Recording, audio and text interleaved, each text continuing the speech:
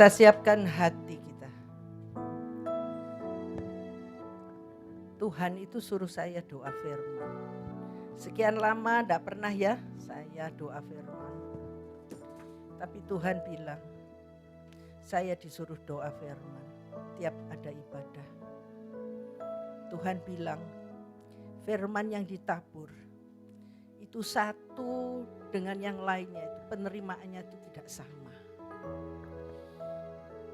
Ada firmannya A, tetapi diterima oleh B lain, diterima C lain, diterima D lain.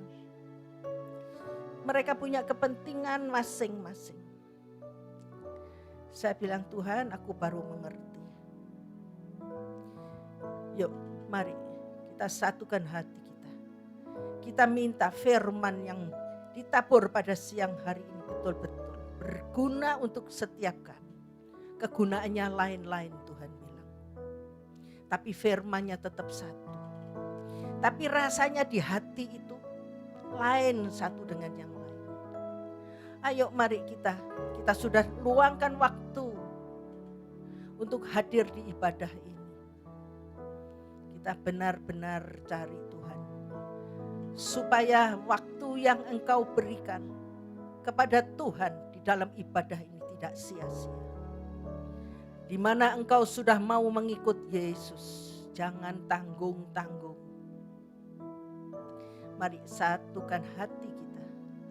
Bapa di surga, kembali kami mengucap syukur. Syukur kami Tuhan tidak ada habisnya dalam hidup ini. Syukur-Mu ya Tuhan untuk setiap kami. Satu rasa syukur Tuhan yang membawa setiap anak-anak-Mu di tempat ini. Dari hari ke hari memuji memuliakan Engkau. Dengan syukur-Mu itu Tuhan, syukur daripada kami bahwa kami punya Allah seperti Engkau yang senantiasa memelihara, melindungi dan memberikan segala yang kami perlukan. Hanya dengan satu landasan, yaitu percaya. Percaya kepada Dia yang hidup. Tuhan, Engkau hidup di dalam setiap helaan napasku. Engkau ada bersama setiap kami Tuhan.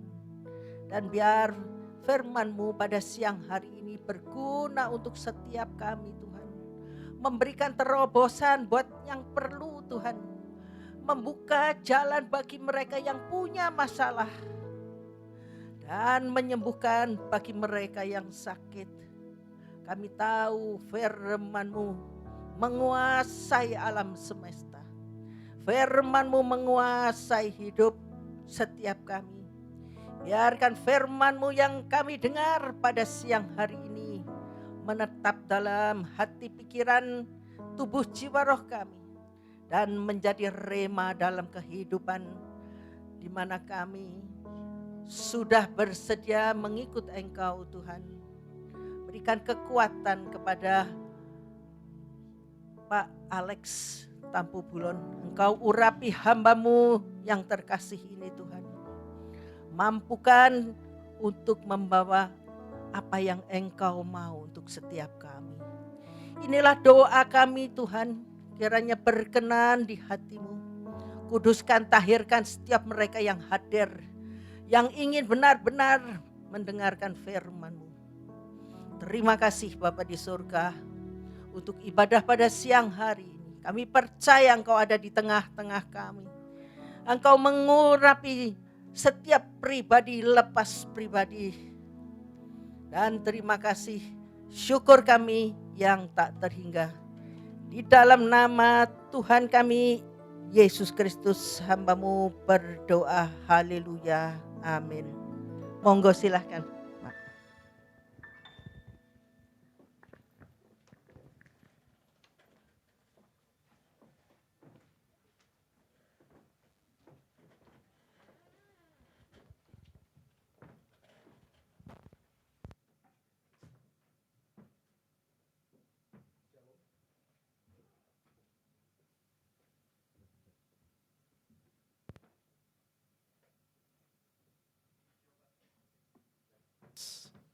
Oke, terima kasih.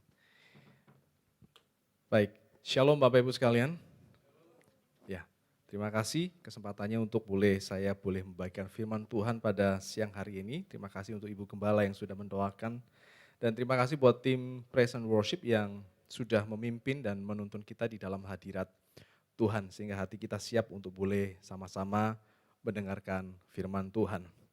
Ya, saya senang sekali melihat Bapak Ibu hadir di tempat ini, ya, di tengah-tengah situasi yang mungkin mulai kondusif, tetapi saya yakin bahwa sebagian kita mungkin masih berjaga-jaga. Ya, saya mengapresiasi Bapak Ibu yang hadir di tempat ini dan juga mungkin yang sedang menyaksikan secara online.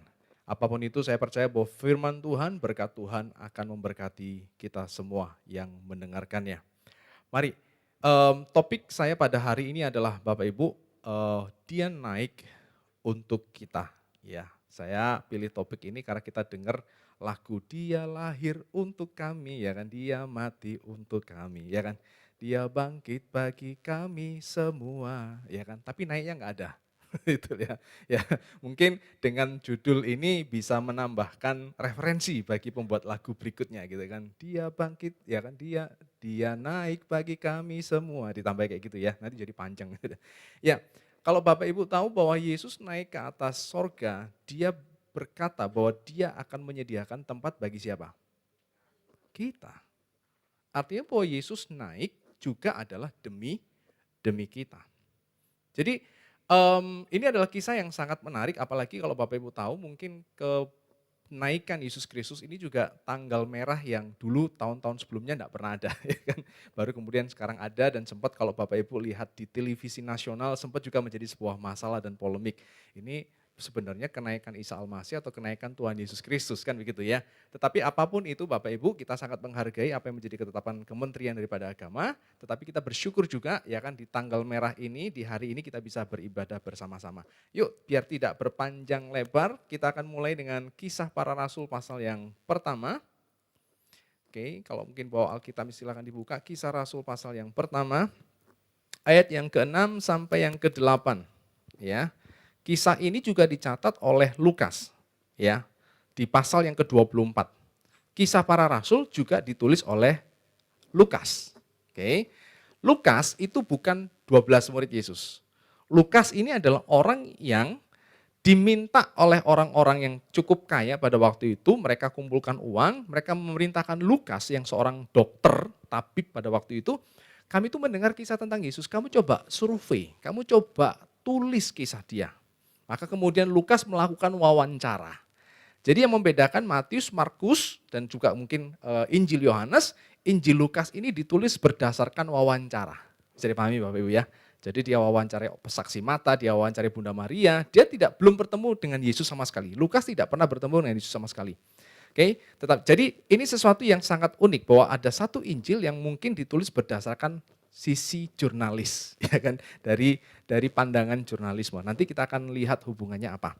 Yuk Kisah Rasul pasal yang pertama ayat yang ke-6 sampai yang ke-8. Ya. Oh, mungkin saya belum nyalakan. Oh, sudah. Ya, on ya. Oke. Bentar ya. Maaf. Oh, ini sudah. Ya. Oke, baik. Ya, Kisah Rasul pasal yang pertama ayat yang ke-6, saya akan bacakan buat Bapak Ibu sekalian. Maka bertanyalah mereka yang berkumpul di situ, Tuhan, maukah engkau pada masa ini memulihkan kerajaan bagi Israel? Ayat yang ke-7, jawabnya, engkau tidak perlu mengetahui masa dan waktu yang ditetapkan Bapa sendiri menurut kuasanya. Ayat 8, tetapi kamu akan menerima kuasa kalau Roh Kudus turun ke atas kamu dan kamu akan menjadi saksiku di Yerusalem dan di seluruh Yudea dan Samaria dan sampai ke ujung bumi. Ayat yang ke-9, ya, sesudah ia mengatakan demikian, terangkatlah ia disaksikan oleh mereka, perhatikan, dan awan menutupinya dari pandangan mereka. Ketika mereka sedang menatap ke langit waktu ia naik, tiba-tiba berdirilah dua orang yang berpakaian putih dekat mereka. Dan berkata kepada mereka, hai orang-orang Galilea, mengapakah kamu berdiri melihat ke langit? Yesus ini yang terangkat ke sorga meninggalkan kamu. Akan datang kembali dengan cara yang sama seperti kamu melihat dia naik ke sorga. Ya, oke. Perhatikan Bapak Ibu, Lukas mencatat cukup begitu detail. Waktu Yesus naik, ada awan-awan menutup pandangan mereka. Oke, lalu muncul dua orang yang berpakaian putih. Kenapa kok pakaiannya kok warnanya dicatat gitu ya? Karena pada waktu itu pakaian putih menunjukkan bahwa dia adalah orang yang terhormat. Dalam hal ini dua orang ini jelas tidak bersama-sama dengan para murid. Ada kemungkinan besar dua orang ini adalah orang yang tiba-tiba muncul. Ada kemungkinan besar mereka adalah malaikat. Betul ya? Karena mereka menceritakan apa yang akan Yesus lakukan di masa yang akan datang. Yesus naik membuktikan bahwa suatu saat Yesus akan turun lagi kedua kalinya. Bisa dipahami ya? Kok kita percaya sih dengan akhir zaman? Ya karena Yesus naik. Waktu Yesus naik, dua malaikat berkata cara dia turun nanti sama seperti dia naik. Bisa dipahami ya? Janji Tuhan akan kedatangannya itu sesuatu yang pasti. Oke, tetapi yang saya menarik, yang saya lihat begini adalah begini. Kalau boleh mungkin minta tolong next, ya kan? Saya buat 3 pertanyaan Bapak Ibu untuk boleh memicu keingintahuan kita. Next, apakah peristiwa kenaikan daripada Tuhan Yesus? Terima kasih. Ya kan? Apakah kenaikan ya dari Yesus Kristus benar-benar terjadi? Ya.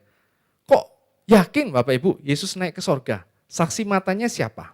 Supaya Bapak Ibu tahu, ya kan, yang meyakini bahwa Yesus ini naik ke atas sorga itu bukan cuma orang Kristen. Yang meyakini Yesus naik, teman-teman kita Muslim juga meyakini Yesus itu naik. Oke? Cuman yang membedakannya adalah mereka tidak percaya Yesus mati dan bangkit. Oke, teman-teman kita Muslim kok percaya. Yesus lahir dari seorang perawan Maria, betul, dan kemudian Yesus Yesus mati mereka tidak percaya, Yesus bangkit mereka tidak percaya, Yesus naik mereka percaya. Lalu memang kenapa Pak? Masalahnya di mana? Masalahnya adalah begini, ketika kematian dan kebangkitan Yesus itu dipotong dari kisah yang sejatinya, kita tidak ngerti Yesus itu naik untuk apa. Bisa dipahami ya? Yesus lahir dalam kondisi sebagai perawan lahir dari seorang perawan Maria juga untuk apa? Kenapa sih Yesus lahir harus dari perawan Maria? Supaya Yesus mampu menanggung dosa kita. Kalau Yesus lahir dari seorang ayah dan seorang ibu, maka Yesus terlahir sebagai orang yang berdosa. Maka dia tidak mungkin bisa menanggung dosa kita, wong dosanya sendiri belum ditanggung, betul tidak? Jadi kematian membuktikan bahwa kisah Natal itu jelas. Kenaikan juga membuktikan bahwa kisah daripada kematian dan kebangkitan Yesus itu adalah jelas. Bahwa yang mati bukan sekedar manusia saja, yang mati adalah Tuhan.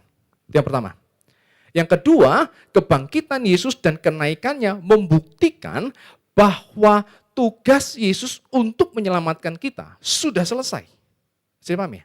Nanti kita akan belajar itu. Bahwa Yesus betul-betul mengalahkan kematian, bukan hanya mengalahkan kematian, bahkan dia mengatasi alam semesta. Itulah kenapa dia naik. Oke, yuk kita akan lihat. Tetapi yang menurut saya, yang meyakinkan kita semua bahwa kisah ini benar adalah saksi matanya. Berapakah yang melihat Yesus saat Yesus naik? Oke, berapa? Kalau Bapak Ibu tahu, kalau izinkan saya kalau boleh mungkin beritahu coba di 1 Korintus pasal yang ke-15 ayat yang ke-4 sampai 6.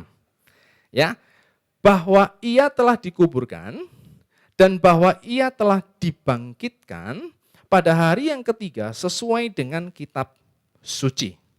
Oke, sesuai dengan kitab suci berarti sesuai dengan perjanjian lama.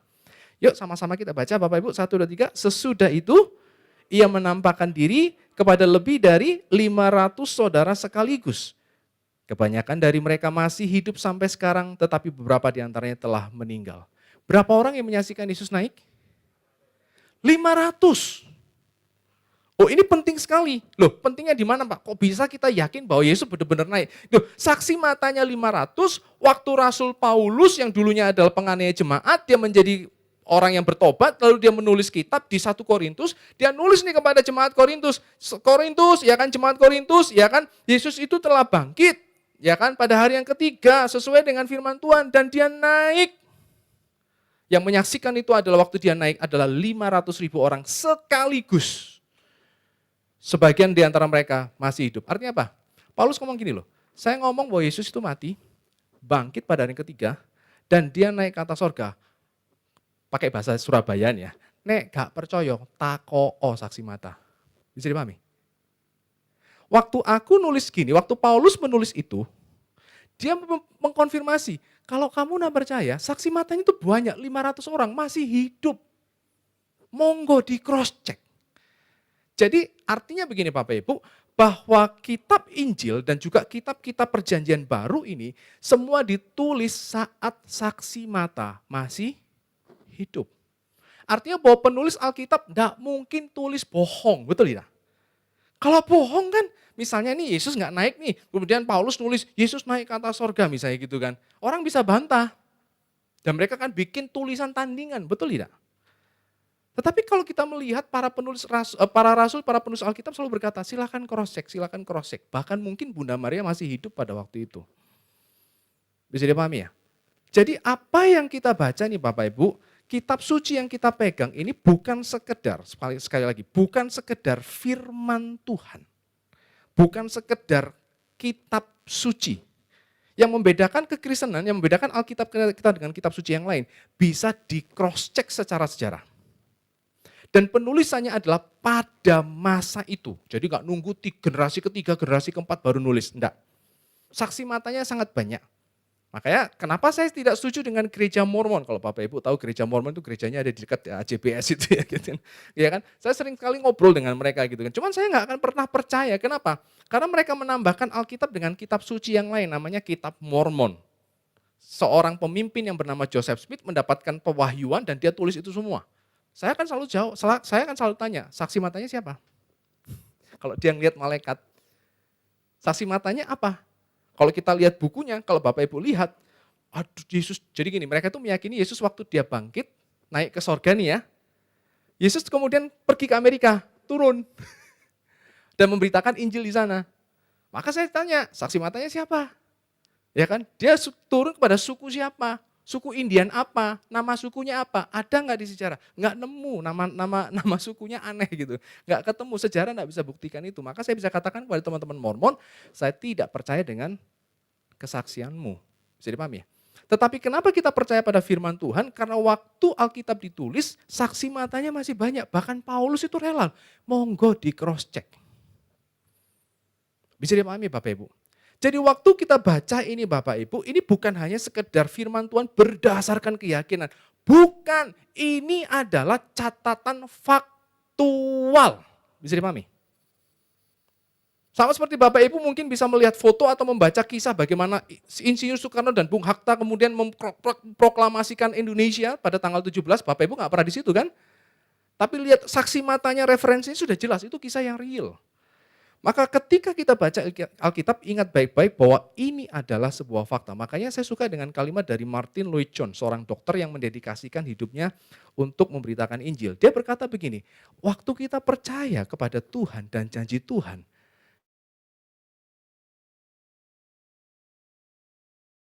ada sebuah fakta. Allah yang membelah lautan bagi Israel, Allah yang mengirim belalang untuk Mesir, Allah yang membebaskan kita dari kematian, itu adalah sebuah fakta. Bisa dipahami Bapak Ibu?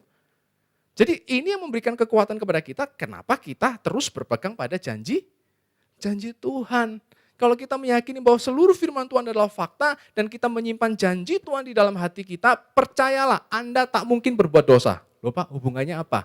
Daud berkata, ya kan, di dalam hatiku aku menyimpan janjimu supaya aku jangan jatuh di dalam dosa. Kenapa sih orang jatuh dalam dosa? Karena dia tidak percaya 100% pada janji Tuhan. Kenapa sih orang korup? Karena mereka tidak percaya bahwa Tuhan akan memberkati mereka dan memelihara mereka yang benar. Betul tidak?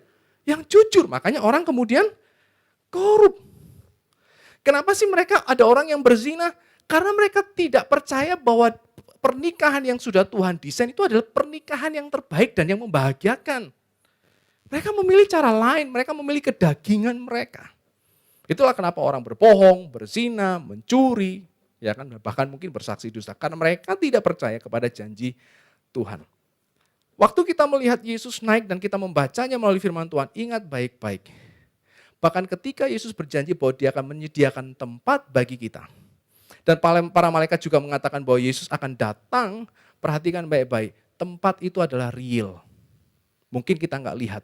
Yesus datang kedua kali juga ada sesuatu yang real, meskipun kita belum melihat. Bisa dipahami ya? Jadi kalau kita boleh, Bapak Ibu, saya mau cuma tekankan kembali karena saya sedikit belajar apologetika, bahwa apa yang kita baca itu realita Bapak Ibu. Ini sebuah fakta. Nah, poin yang kedua, pertanyaan yang kedua. Mengapa Yesus naik sedemikian rupa? Kenapa dia naik disaksikan oleh banyak orang? Ya kan, bahkan beberapa orang ateis mungkin mengatakan begini, wah saya nggak percaya Yesus naik, loh kenapa? Mungkin mereka berhalusinasi. Ya kan, biasa kan kalau ada orang meninggal kita kasih, kita sayangi, terus kemudian dia meninggal, kadang-kadang sekelibat kelewatan gitu, lihat gitu. Ada yang begitu ya, kita dengar kisah-kisah seperti itu ya. Nah, beberapa orang ateis mengatakan, saya yakin bahwa yang mereka lihat itu adalah sebuah halusinasi. Nah, pertanyaan logisnya begini, bisa nggak orang itu berhalusinasi, jumlahnya 500 orang berhalusinasi dengan imajinasi atau halusinasi yang sama? Nggak mungkin. 2 orang mimpi belum tentu mimpinya sama, betul tidak? Meskipun sama-sama kangen. Lah ini 500. Makanya seorang ateis lain juga mengatakan begini, kalau ada 500 orang berhalusinasi sama-sama melihat Yesus naik dan sama-sama berhalusinasi, maka halusinasi itu lebih hebat dibanding kan kenaikan Yesus Kristus, betul nggak? Menghipnotis orang 500 bisa punya keyakinan yang sama itu sesuatu yang sangat sangat hebat. Tetapi kita tahu bahwa itu tidak mungkin. Artinya bahwa kisah kematian, kebangkitan, dan kenaikan Yesus adalah sebuah realita. Maka dengan begini Bapak Ibu jangan takut dengan segala sesuatu, apalagi takut dengan kematian. Saya dulu takut dengan kematian. Duh kalau saya mati nanti gimana ya? Tetapi kemudian ketika saya membaca satu artikel dia berkata begini, bahwa ketika kita mati, kita akan langsung bersama dengan Tuhan. Karena sorga tempat Tuhan, yang kedua Tuhan sudah menyediakan tempat. Ya kan? Siapa yang mendengarkan bahwa Tuhan menyediakan tempat? Banyak. Berapa saksi matanya? 500. Jadi Yesus bukan hanya berjanji pada Petrus dan pada Markus atau mungkin pada 12 murid, tetapi Yesus janji kepada semua orang. Itu artinya bahwa sebuah proklamasi. Nah, mengapa Yesus naik sedemikian rupa? Kalau Bapak Ibu mungkin tahu, mungkin minta tolong di next saja. Iya kan? Oh, sebentar ini bisa. Oke, kayaknya ada problem di baterai ya. Ya. Oke, minta tolong bantu next saja. Ya. Nah, kenapa Yesus naik adalah begini. Yesus menggenapi nubuatan tentang dirinya. Pelan-pelan Bapak Ibu, ya kan? Daniel 800 tahun sebelum Yesus itu kemudian mencatat di dalam kitab Daniel. Dia berkata begini, aku terus melihat dalam penglihatan malam itu, tampak datang dengan awan-awan dari langit seorang seperti, sama-sama kita baca 1, 2, 3, anak manusia. Datanglah ia kepada yang lanjut usia itu. Apa itu yang lanjut usia? Yang lanjut usia itu bicara mengenai Allah. Oke, Allah itu kan kekal ya, panjang umurnya. Itu yang dimaksud dengan yang lanjut. Makanya Lembaga Alkitab Indonesia menggunakan kata kapital YLU-nya. Yang lanjut usia itu dengan kapital besar itu menunjuk kepada Allah. Oke. Lalu kemudian dan ia dibawa ke hadapannya, lalu diberikan kepadanya kuasa dan kemuliaan dan kekuasaan sebagai 1, 2, 3 raja. Maka orang-orang dari segala bangsa, suku bangsa, bahasa mengabdi kepadanya, kekuasaannya adalah kekuasaan yang kekal, yang tidak akan lenyap, dan kerajaannya adalah kerajaan yang tidak akan musnah. Waktu murid bertanya sebelum Yesus naik, kapankah engkau memulihkan kerajaan Israel? Yesus tidak mau komen. Yesus mau tunjukkan siapa dirinya. Dengan apa? Naik. Jadi dia tidak menjawab, tapi kemudian dia tunjukkan dengan sebuah peristiwa, dia naik ke atas awan-awan untuk menggenapi nubuatan daripada Daniel ini. Bahwa Yesus naik itu untuk menggenapi bahwa dia telah menyelamatkan umat Allah, maka semua umat di segala bangsa itu akan diberikan Bapa kepada Kristus. Sehingga Kristus menjadi Tuhan kita yang selamat, Kristus menjadi Raja kita bagi kita yang sudah diselamatkan. Bisa dipahami? Jadi Yesus itu adalah Tuhan, itu bukan karena orang Kristen mengangkat Yesus adalah Tuhan. Enggak, waktu Yesus naik itu menggenapi nubuatan bahwa dia akan menguasai bangsa-bangsa dan suku-suku sesuai dengan nubuatan daripada Daniel. Kerajaannya adalah kerajaan yang kekal. Siapakah yang punya kuasa bahwa dia menjadi majikan atas bangsa-bangsa dan kerajaannya kekal? Anak manusia. Dan siapakah yang selalu mengklaim dirinya adalah anak manusia? Yesus. Jadi kata anak manusia itu sangat menakutkan bagi orang Israel ketimbang anak Allah. Waktu Yesus berkali-kali berkata dirinya, aku adalah anak manusia, orang Israel tahu Yesus sedang mengklaim dirinya sebagai Allah yang menjadi manusia. Oke, saya berikan contoh misalnya. Oke, tak tolong next dibantu ya. Nah, waktu Yesus kemudian sedang khotbah nih ya, lalu ada satu orang lumpuh, diturunkan 4 orang nih. Ya. Lalu ketika turun Yesus bilang apa? Ini kan butuh kesembuhan, betul lah ya. Tapi Yesus gak bilang kamu sembuh. Yesus itu kemudian berkata begini, aku mengampuni dosamu. Dosamu sudah diampuni. Orang Israel tuh kaget. Gak mungkin lah, kamu itu siapa? Hanya Allah yang berkuasa mengampuni dosa. Kamu kenapa kok berkata bahwa kamu mengampuni dosa? Lalu Yesus menjawab demikian di Lukas 5 ayat 24. Yuk sama-sama kita baca ya, ayat ini bagus sekali. 1, 2, 3. Tetapi supaya kamu tahu bahwa di dunia ini anak manusia berkuasa mengampuni dosa. Berkatalah ia kepada orang lumpuh itu, kepadamu kukatakan bangunlah, angkatlah tempat tidurmu dan pulanglah ke rumahmu. Detik itu juga sembuh. Waktu Yesus berkata, aku mengampunimu, detik itu juga orang itu diampuni. Paham ya Bapak Ibu? Kalau kita datang pada Tuhan, Tuhan aku minta ampun. Pak, kapan saya diampuni? Detik itu juga engkau akan diampuni. Karena 1 Yohanes mengatakan bahwa ketika kita datang mengaku dosa kita, maka ia akan mengampuni dan mencucikan kita dari segala kejahatan. Itu janji Tuhan. Jadi percayalah Bapak Ibu, ketika engkau merasa bersalah, engkau telah berbuat sesuatu yang salah. Ketika engkau datang pada Tuhan, detik itu juga engkau diampuni. Karena apa? Waktu Yesus berkata, aku sudah mengampuni, memang gak ada gejala fisiknya. Tapi ketika Yesus berkata, sembuh detik itu juga. Bisa dipahami ya? Tetapi yang lebih penting daripada ayat ini adalah bahwa kita melihat bahwa Yesus berkuasa mengampuni dosa. Berarti Yesus lebih dari sekedar manusia. Dia adalah anak manusia yang dinubuatkan oleh Daniel. Dia adalah Tuhan yang menjadi manusia. Saya berikan pengalaman sedikit. Jadi pulang gereja, saya biasanya ngajak anak saya itu main di kebun bibit, kalau Bapak Ibu tahu kebun bibit ya. Di situ ada beberapa orang yang sedang memberitakan Injil, saksi Yehova. Jadi mereka punya pamflet di situ, 1 papan, terus kemudian diisi buku-buku dan mereka bagi gratis. Ya kan? Saya sih bukannya apa sih, saya itu suka nggodain orang loh Bapak Ibu. Maaf, saya usil sedikit gitu ya. Jadi kalau ketemu orang Mormon saya godain, ketemu orang siapa saya godain gitu ya. Bukan bermaksud jahat, tetapi untuk menyadarkan mereka. Saya deketin, saya ngambil buku, oh Bapak mau buku apa? Ini gitu kan. Saya punya ini dulu yang lama tapi sudah rusak, boleh saya minta? Oh silahkan. Sudah connect, saya ngajak ngobrol. Iya ya, Bu, kalau teman-teman saksi Yehova ini kan percaya Yesus itu ada. Iya Pak, kami percaya Yesus itu ada. Tapi Yesus itu adalah asistennya Tuhan, gitu ya. Jadi sekretarisnya Tuhan. Oke. Oh gitu ya, bukan Tuhan. Ya dia Tuhan, tapi dia tidak seperti Allah. Jadi level kedua. Mereka meyakini bahwa Yesus adalah ciptaan pertama. Jadi dia bukan Tuhan, dia ciptaan.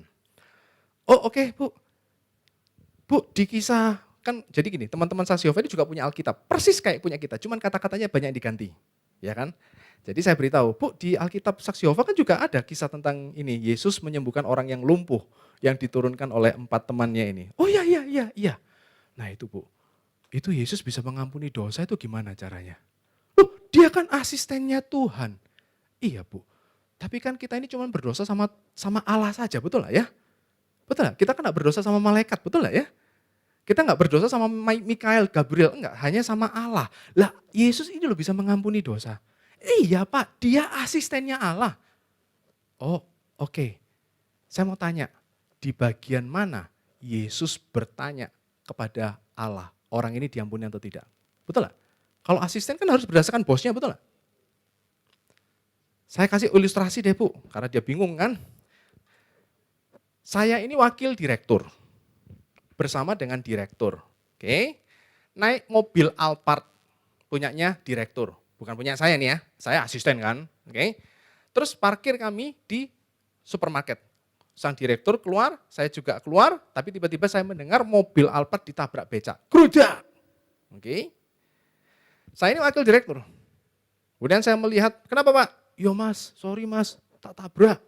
Oh oke, pergilah dan jangan berbuat dosa lagi. Gitu ya. Oke, tukang becaknya pergi, saya ampuni. Terus direkturnya datang, loh lah kok peyok iki? Iya, tadi ada yang nabrak dan kemudian saya berkata, pergilah dan jangan berbuat dosa lagi. Kira-kira apa yang direktur itu katakan? Kami pergi ke kantor dan berkata, pergilah dan besok jangan datang lagi. Masuk akal ya Bapak Ibu ya? Saya ngomong pada saksi Yehova, yang saksi Yehova, teman-teman saksi Yehova ini. Di bagian mana Anda melihat dari kisah itu, Yesus waktu lihat orang lumpuh, dia berdoa. Tuhan orang ini diampuni enggak ya? Diampuni, nih. Oh iya oke. Aku mengampunimu. Enggak kan? Yesus dari dirinya sendiri berkata kepada orang yang lumpuh nih, aku mengampunimu. Kenapa? Dia mengatakan, aku anak manusia. Karena dia adalah Allah yang menjadi manusia dan kemudian dia akan menjadi Tuhan atas segala bangsa. Lalu sang saksi Yehova kemudian ngambil HP, maaf Pak ya saya sibuk. Oke, ya saya tidak melanjutkan. Tetapi saya mengutip kalimat daripada George Cool yang dalam bukunya Tactics di dalam berapologetika, dia berkata gini, mungkin kita nggak bisa membuat dia bertobat ya, tetapi kita itu sudah menaruh satu kerikil di sepatunya. Jadi kalau Bapak Ibu pernah ada kerikil sepatu itu kan kalau jalan itu aduh gitu kan. Jadi saya harap bahwa kesaksian saya kepada dia membuat dia berpikir, iya ya, masa iya ya? Gitu ya. Dan harapannya siapa tahu dia juga mungkin ikut di Zoom ini gitu kan.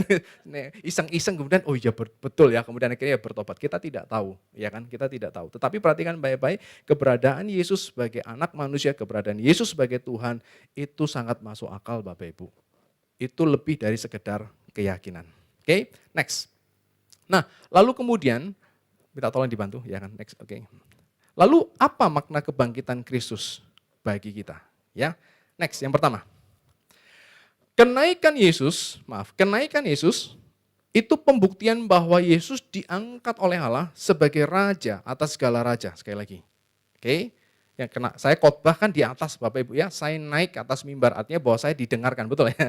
Oke, kalau Bapak Ibu ke Bali juga nggak boleh bangun gedung yang di atas lebih tinggi dibanding pura, betul ya.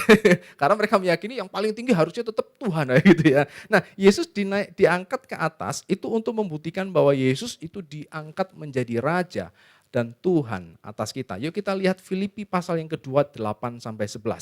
Dan dalam keadaan sebagai manusia, ia telah merendahkan dirinya dan taat sampai mati, bahkan sampai mati di mana? Kayu salib.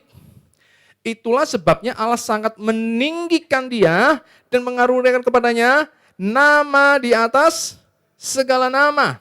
Supaya dalam nama Yesus bertekuk lutut segala yang ada di langit dan yang ada di atas bumi dan yang ada di bawah bumi. Dan perhatikan, sama-sama kita baca, 1, 2, 3, segala lidah mengaku Yesus Kristus adalah Tuhan bagi kemuliaan Allah Bapa.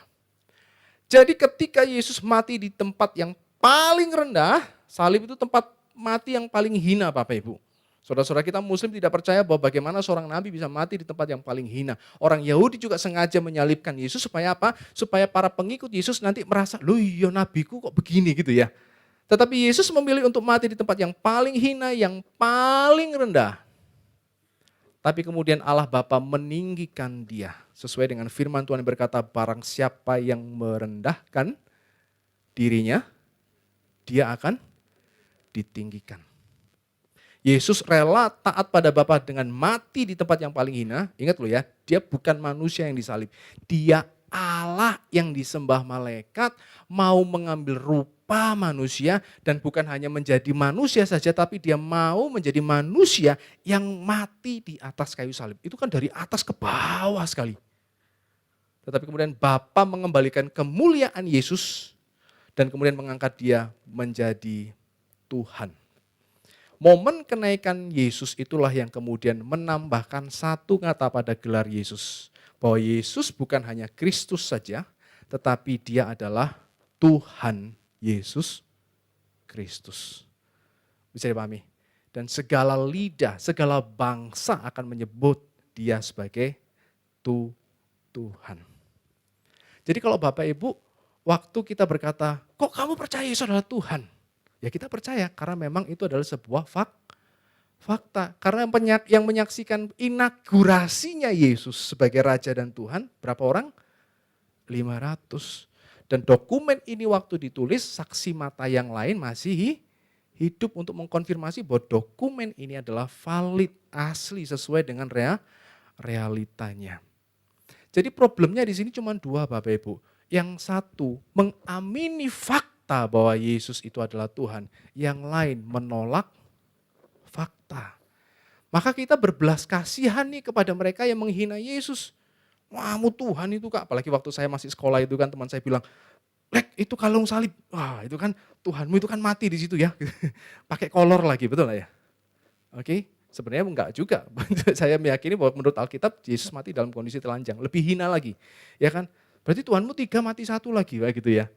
Nah awalnya saya bingung. Kayaknya ini dua kepercayaan yang berbeda. Tetapi ketika kita melihat firman Tuhan dengan sungguh-sungguh.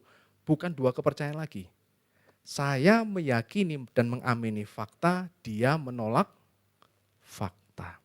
Bisa dipahami ya Bapak Ibu ya? Jadi jangan malu lagi kalau kita mau berdoa di depan umum.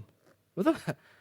Jangan malu lagi kalau kita di McD, KFC berdoa itu jangan malu lagi gitu loh. Karena Tuhan kita adalah Tuhan, itu benar-benar adalah sebuah fakta. Poin yang kedua, minta tolong next.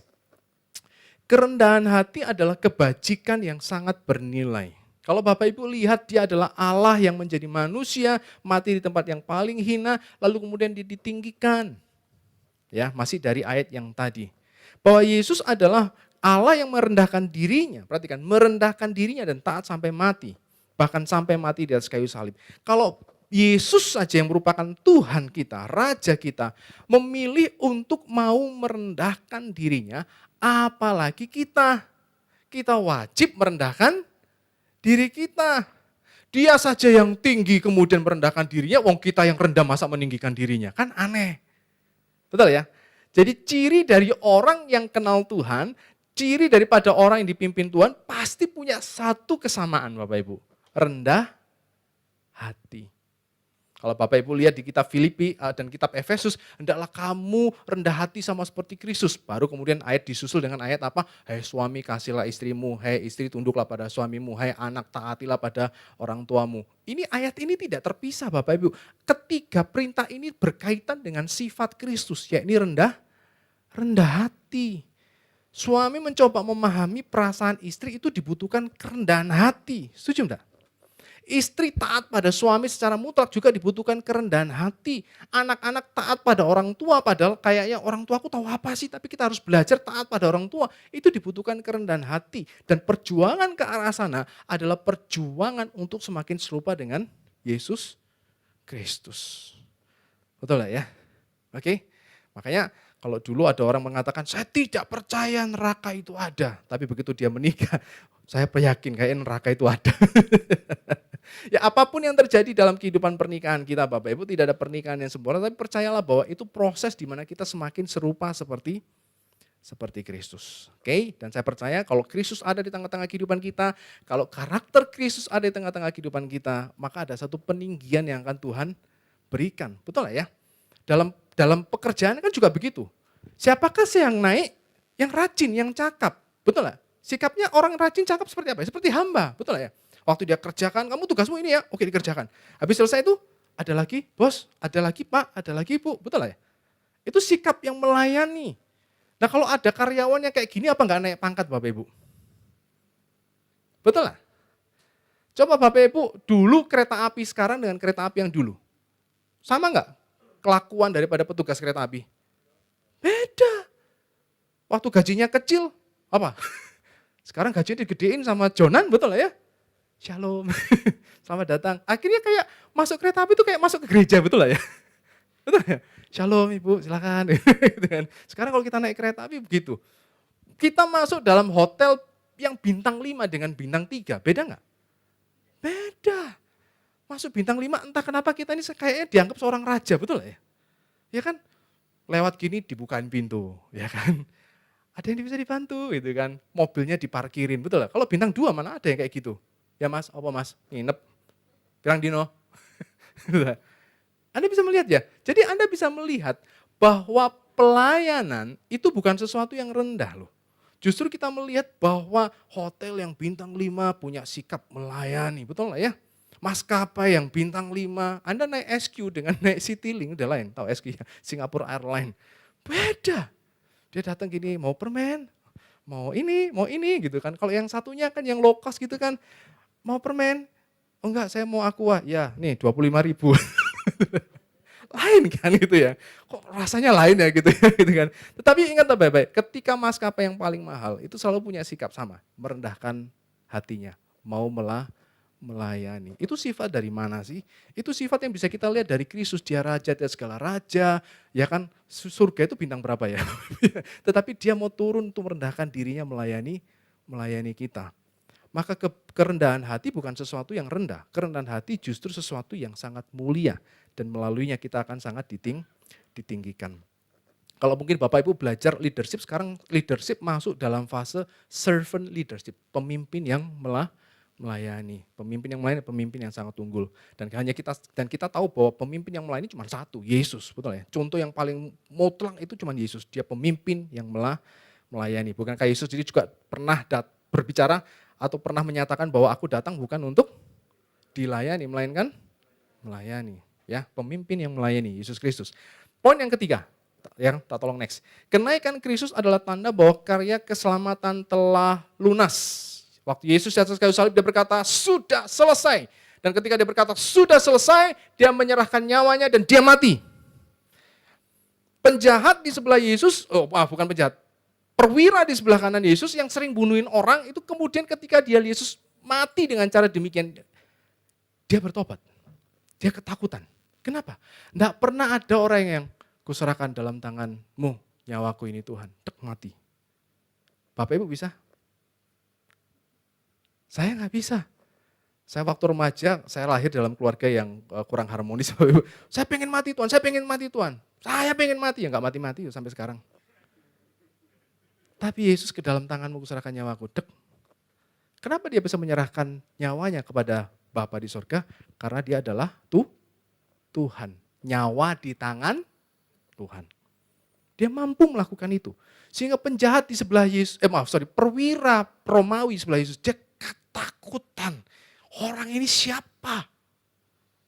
Dan dia adalah Tuhan yang mati bagi kita. Poin yang keempat, ya. Masih ada 60 lagi Bapak Ibu ya. Bercanda ya. Poin yang keempat, tak tolong next. Kenaikan Kristus menandakan akan datangnya Roh Kudus. Ini penting sekali. Kenapa Yesus harus naik? Supaya Roh Kudus turun. Kalau Yesus nggak naik, Roh Kudus nggak akan turun. Kenapa? Karena Yesus sendiri berkata begini. Penulis Alkitab menyatakan begini. Yang dimaksudkannya oleh Yesus waktu dia menjanjikan datangnya penghibur adalah roh yang akan diterima oleh mereka, sama-sama 1, 2, 3, percaya kepadanya. Bapak Ibu percaya kepada Tuhan Yesus enggak? Menurut ayat ini Bapak Ibu telah menerima Roh Kudus. Tapi momen Bapak Ibu menerima Roh Kudus harus diawali dengan dimulai dari kenaikan Yesus Kristus. Nah, sebab roh itu belum datang, sama-sama kita baca 1, 2, 3, karena Yesus belum dimuliakan. Kapankah Yesus dimuliakan? Ya saat dia naik ini loh Bapak Ibu. Ditinggikan oleh Bapa di sorga.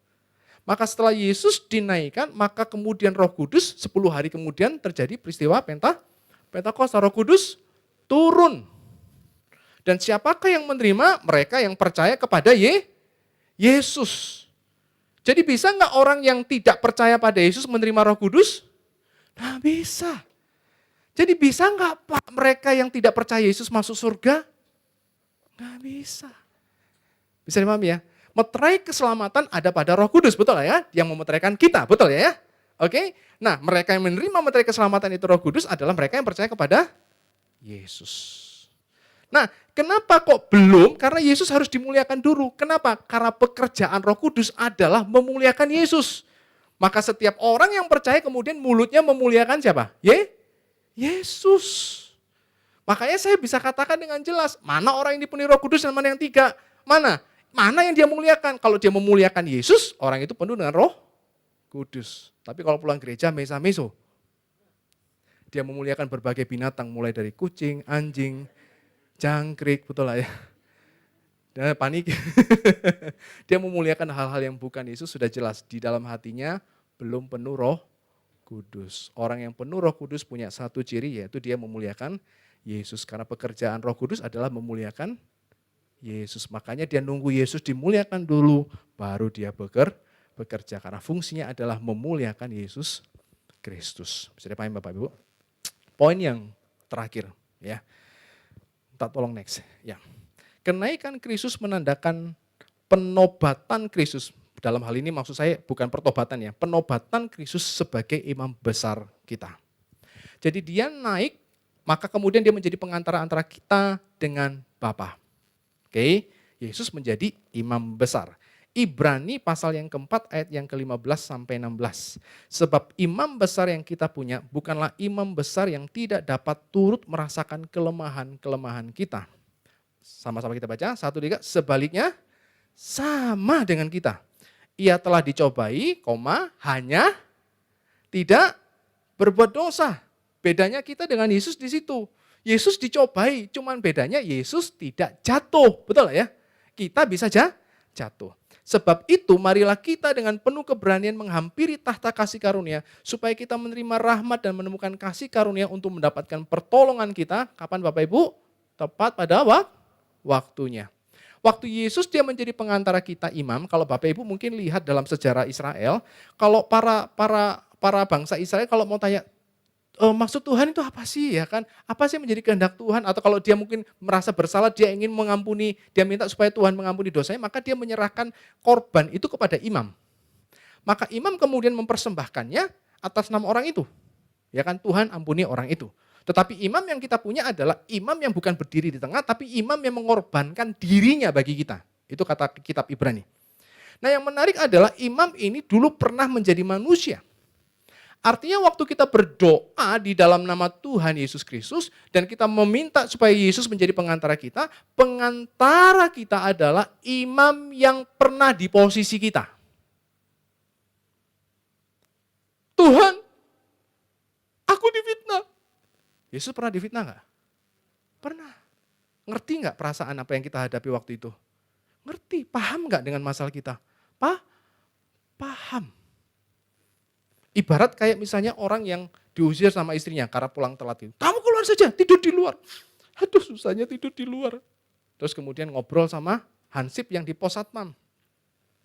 Saya ini nggak enak diusir, ini kedua kali saya diusir. Hansipnya ngomong, saya tiap hari Pak. Bisa dipahami, saya tiap hari jaga malam. Ya kan, gitu kan. Artinya begini, waktu kita berdoa, Tuhan aku difitnah, Tuhan aku susah, Tuhan aku lapar. Yesus juga pernah lapar kan, betul tidak ya? Tuhan aku dijauhi teman-teman Tuhan. Tuhan mungkin aku merasa bahwa kok aku tidak dipahami, Yesus juga pernah dipahami. Artinya waktu kita berdoa itu Bapak Ibu percayalah, waktu kita berdoa, imam besar kita yang mendengarkan doa kita dan menghantarkan doa kita adalah imam besar yang paham seluruh masalah kita. Sehingga dia tahu masalah kita, maka dia tahu bentuk pertolongannya, kan begitu betul? Karena dia tahu masalah kita dan dia paham masalah kita, maka dia tahu bentuk pertolongannya dan dia tahu kapan waktunya. Maka ketika kita berdoa untuk menyerahkan kekhawatiran, hendaklah kita berikan kepada imam besar, selesai. Jangan dibawa-bawa lagi, betul ya? Tuhan aku mau serahkan kekhawatiranku, betul, tapi kekhawatiran masih dibawa-bawa, betul ya? Serahkan pada Tuhan, dia tahu apa yang menjadi pergumulan kita, dia tahu apa yang menjadi jalan keluarnya, dan dia akan menolong tepat pada waktunya. Sehingga kita tahu bahwa dia yang naik menjadi imam besar dan dia pernah mengalami kesengsaraan seperti kita. Maka kita tahu, waktu kita berdoa, dia mengerti. Dia mengerti, betul ya? Dia peduli, ya kan? Segala persoalan yang kita hadapi, dia mengerti dan dia peduli. Dan bukan hanya itu saja, Alkitab katakan, dia akan memberikan pertolongan. Tepat pada waktunya. Itu janji Tuhan. Bukan kalimat saya, ini janji Tuhan. Maka dengan demikian Bapak Ibu ketika kita berdoa, ingat Yesus sudah naik dan menjadi pengantara kita dan dia adalah imam kita. Ketika kita berdoa, percayalah, tidak perlu kita bertele-tele. Kenapa? Dia sudah mengerti. Dan kemudian percayalah bahwa ketika Anda selesai berdoa, ubah raut wajahmu seperti Hana ketika dia berdoa. Ya kan? Ketika dia serahkan pada Tuhan, dia ubah raut wajahnya menjadi wajah yang bersukacita. Sudah paham ya? Maka ketika kita serahkan kekhawatiran kita, yuk Tuhan ini kekhawatiranku, Tuhan ini masalahku. Selesai. Tuhan mengerti, Tuhan percaya. Apa gini, percayakan pada Tuhan semuanya. Maka setelah itu kemudian Anda keluar dari ruang doa. Ubah muka Anda sebagai muka yang bersukacita. Kenapa? Karena Anda yakin dan percaya bahwa Anda mendapatkan pertolongan tepat pada waktunya. Mari saya undang pemain musik dan worship leader untuk boleh menutup firman Tuhan ini di dalam doa.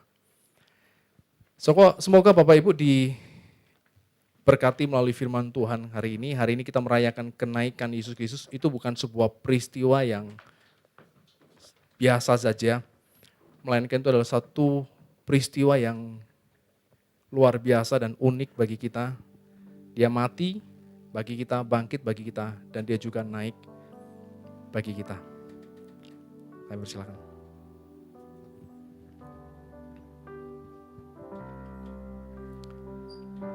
Mari kita mau siapkan hati kita untuk mengucap syukur pada Tuhan. Tuhan dan Raja kita yang telah naik. Dia mengerti. Amin. Dia peduli persoalan yang sedang terjadi. Dia mengerti. Dia peduli yang sedang terjadi. Namun satu yang dia minta, agar kita percaya, sampai mujizat menjadinya. Sekali lagi dia mengerti, saya undang Bapak Ibu untuk bangkit berdiri. Katakan dengan sungguh-sungguh. Dia mengerti, dia peduli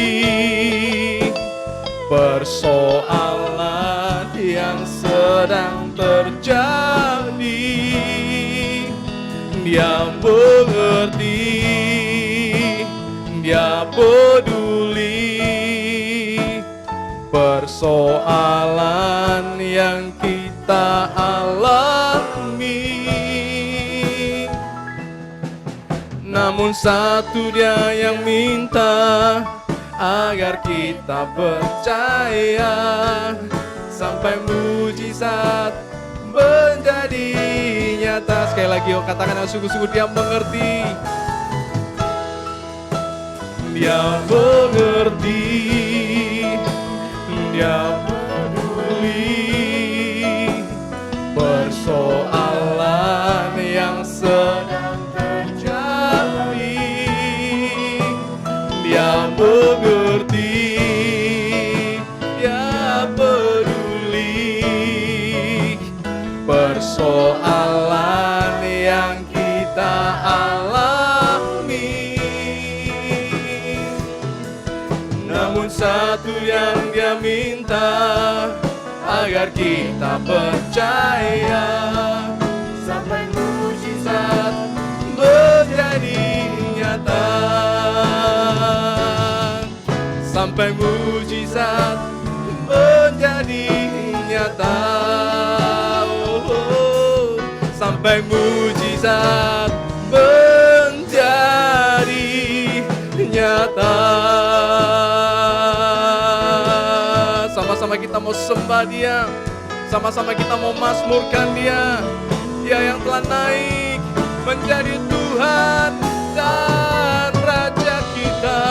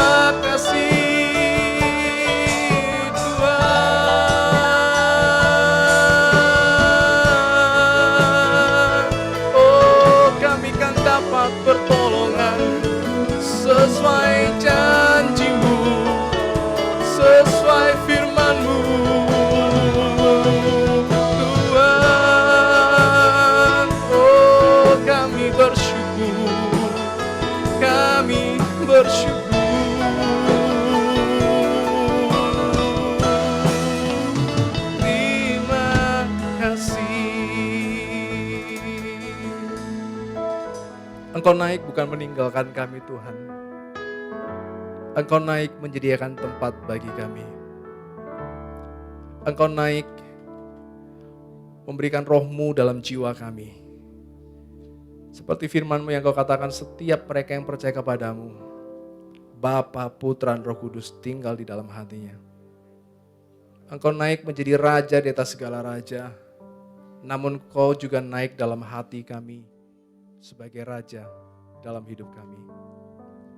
Kami mengucap syukur dan berterima kasih untuk segala kebaikan-Mu Tuhan dan anugerah-Mu ini. Kami bersyukur bahwa kami punya Tuhan yang sejati. Kami bersyukur bahwa kami mengimani fakta bahwa Yesus adalah Tuhan, Raja di atas segala bangsa. Terima kasih buat anugerah iman yang Kau berikan dalam kehidupan kami. Sehingga hidup kami Tuhan bukan sekedar hidup biasa, tapi hidup yang penuh dengan pengharapan. Karena kami tahu Engkau naik juga menjadi imam bagi setiap kami Tuhan. Memperhatikan kami, memahami kami Tuhan. Bahkan menolong dan bersiap-siap senantiasa untuk memberikan kasih karunia tepat pada waktunya. Terima kasih buat anugerah-Mu. Engkau yang naik bagi kami. Kami yakin bahwa kami akan mengakhiri hidup di tempat yang indah bersama-sama dengan Tuhan. Kalaupun kami hidup saat ini dengan banyak pergumulan tantangan, kami tahu bahwa yang bersama dengan kami adalah Raja di atas segala raja. Dan kami akan mendapatkan pertolongan tepat pada waktunya. Terima kasih buat firman-Mu. Biarlah kami pulang Tuhan sebagai orang yang bersuka cita. Biarlah kami boleh pulang sebagai orang yang berpengharapan. Dan biarlah orang lain boleh melihat sinar kemuliaan, sinar kesukacitaan Tuhan. Biarlah mereka juga boleh diberkati melalui kehidupan kami. Terima kasih banyak. Di dalam nama Tuhan Yesus kami telah berdoa dan mengucap syukur. Sama-sama katakan amin. Tuhan Yesus memberkati.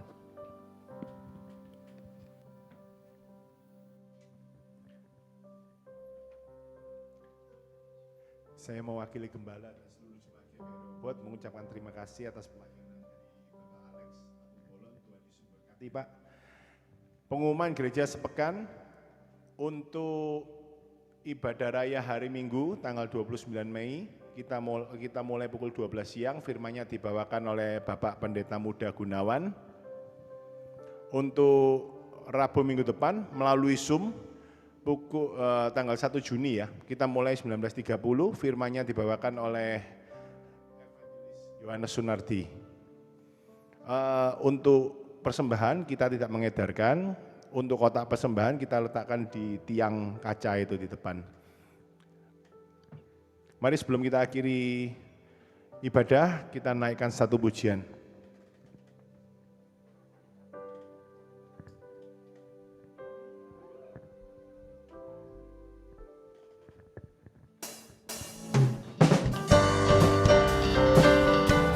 Mari saya undang mereka berdiri, saudara-saudara.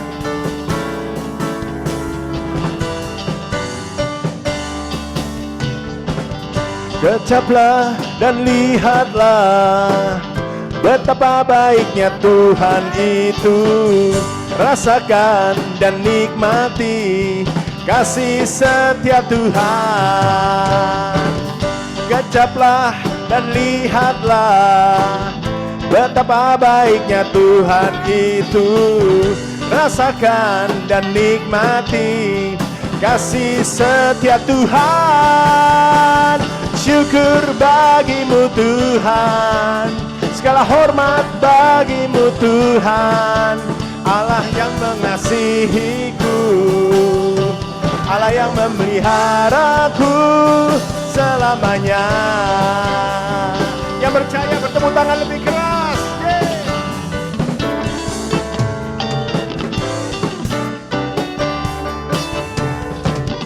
Kecaplah dan lihatlah betapa baiknya Tuhan itu.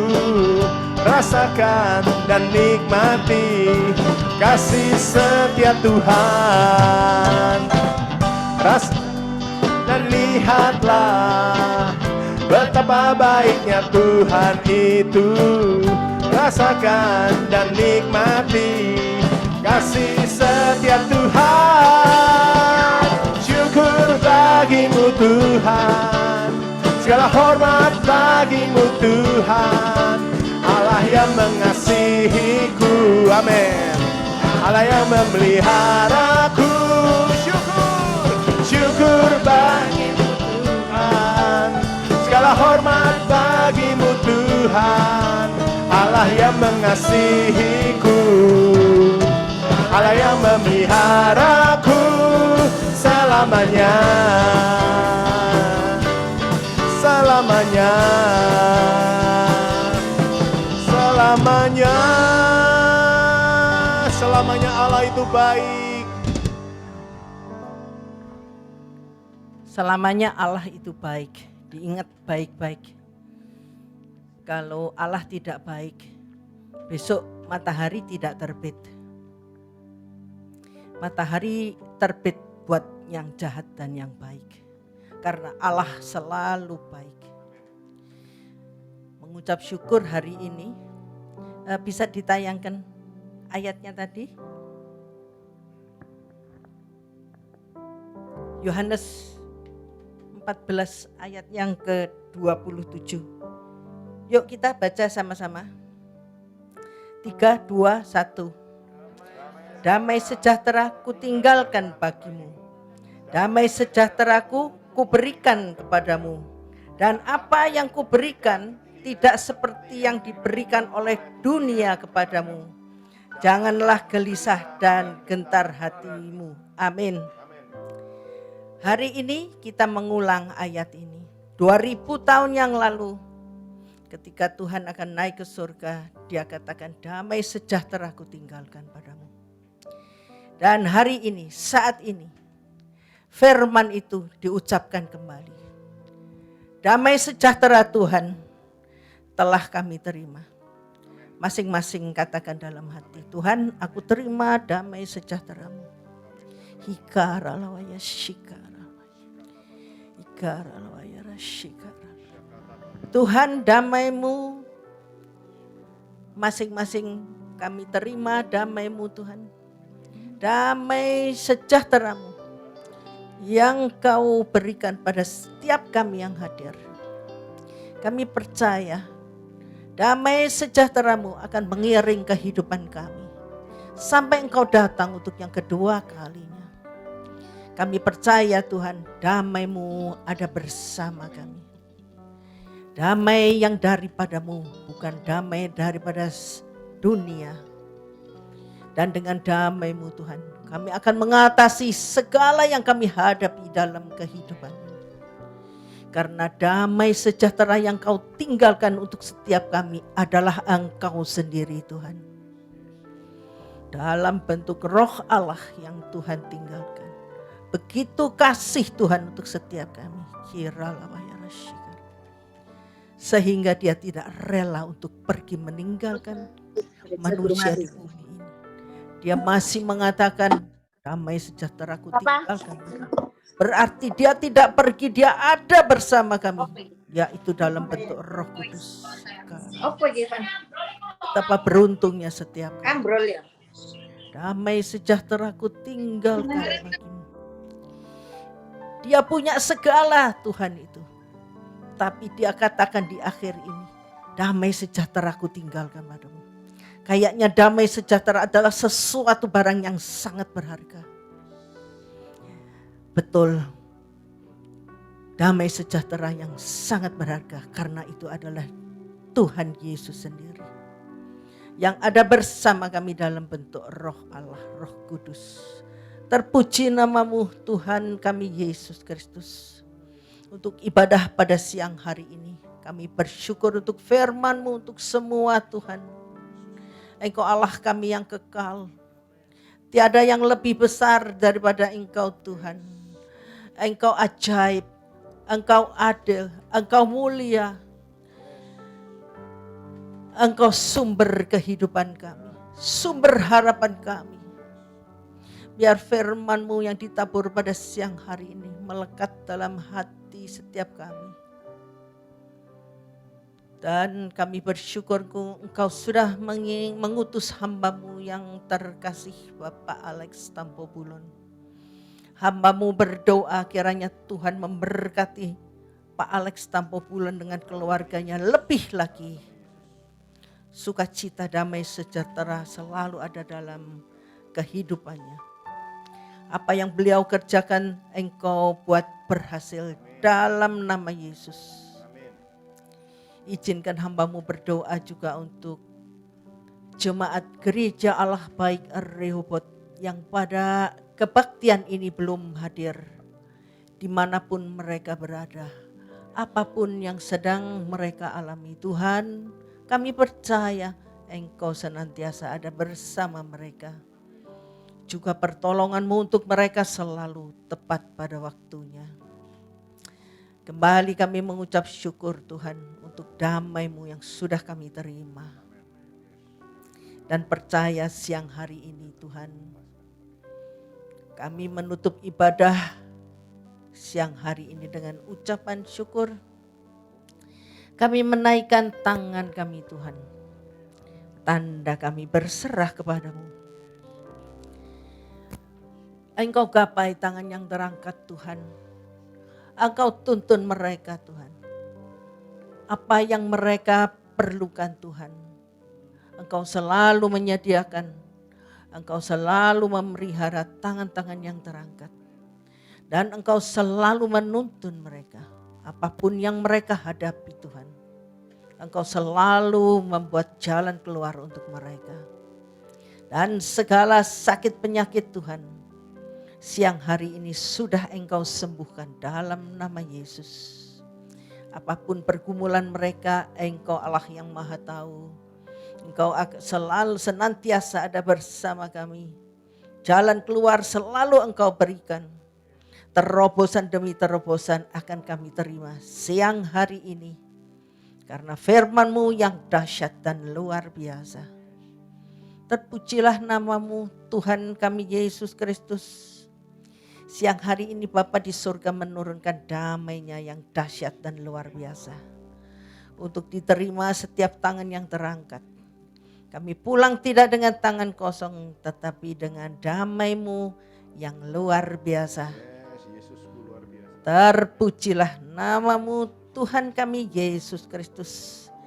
Di dalam ibadah ini segala pujian, segala penyembahan, doa kami alaskan dalam satu kuasa nama Tuhan kami Yesus Kristus. Dan mari Bapak Ibu yang hadir baik di ibadah Zoom maupun yang onsite. Mari sudah terima yang baik dari Tuhan. Sudah terima damai daripada Tuhan Yesus. Damai sejahtera Tuhan Yesus. Sudah kita terima. Firman juga sudah kita terima. Mari sama-sama kita katakan haleluya. Amin. Amin. Tuhan Yesus memberkati setiap